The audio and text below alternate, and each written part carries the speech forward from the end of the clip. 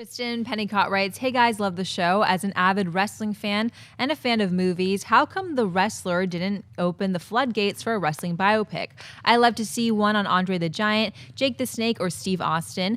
Thanks and keep it filthy if you smell what The Rock is cooking." That was a great rock, actually. I've been practicing for like 10 years. Love it. Well, okay, if you want to get really just down to the brass tacks about why did the wrestler not open up a floodgate of wrestling movies? Because the wrestler made no money.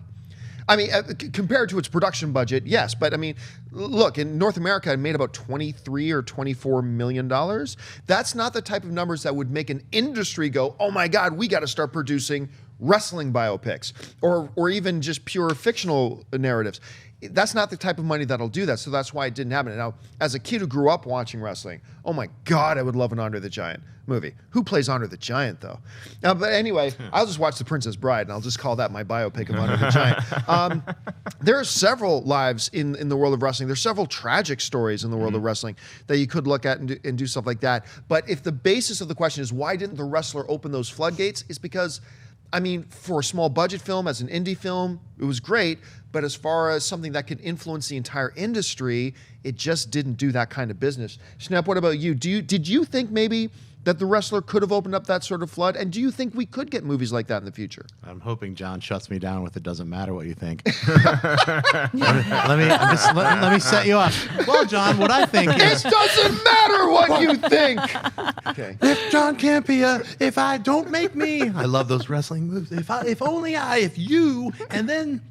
I think Mankind, Mick Foley, he's great. Oh, he would be great. Did you ever read his book? No, I didn't read his book, but a lot of people have told me about his book, and I think he would be a great subject as far as a biography. He's gone through everything. So I think Dennis at the meeting, the pre-production meeting, mentioned he's like, well, because the wrestler wasn't about wrestling; it was about the behind the scenes of the wrestling. So I think that's why the wrestler itself didn't like spawn a giant wrestling movie franchise. Yeah, and it was also about the effects of what wrestling and what that career will do to somebody's soul and to their physical body. So I'd like to see something that takes place in the time during the 80s when wrestling was at its peak and you had all these villains like the late Roddy Piper, who I got to know a little bit before he unfortunately passed away. He would tour with these guys, with like Andre the Giant, and he'd go into arenas and get booed. And then he'd come off and he's like the nicest guy in the world. So it'd be interesting to see how those tours went down when they were all at the peak of their powers. I don't think you're going to see something on a big scale like that because, like John said, the wrestler didn't make a lot of money. It was an awards kind of movie. And I don't see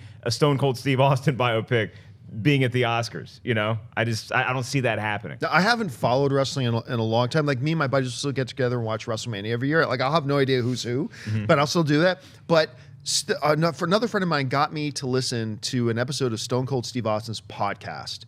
It's really funny. It's really, really good. And then a friend on the topic of wrestling, I just got to share this, totally pointless. I shouldn't even be bringing it up. But a friend of mine just sent me this morning this video of the late, great Ravishing Rick Rude. Remember Ravishing Rick Rude? Oh, yeah. When he was wrestling in Japan, I guess a legit move by bad guys would be to literally grab you by the balls.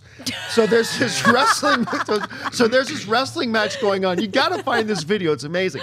It's Ravishing Rick Rude wrestling this Japanese wrestler, right? And the Japanese wrestler, as the ref turns around, goes, vroom, and grabs Rick Rude by the balls. And Rick Rude is like and he starts shaking his head and he knows, and then he flexes, and as he's flexing, the Japanese wrestler who's holding onto his ball starts acting as if his hand's in pain, going, as if Rick Rude was killing it with his penis. I think it was one of the funniest, most ridiculous things I had ever seen in my life. I got a new move for the Ellis Backyard Wrestling Thanksgiving 2016. The ball clutch.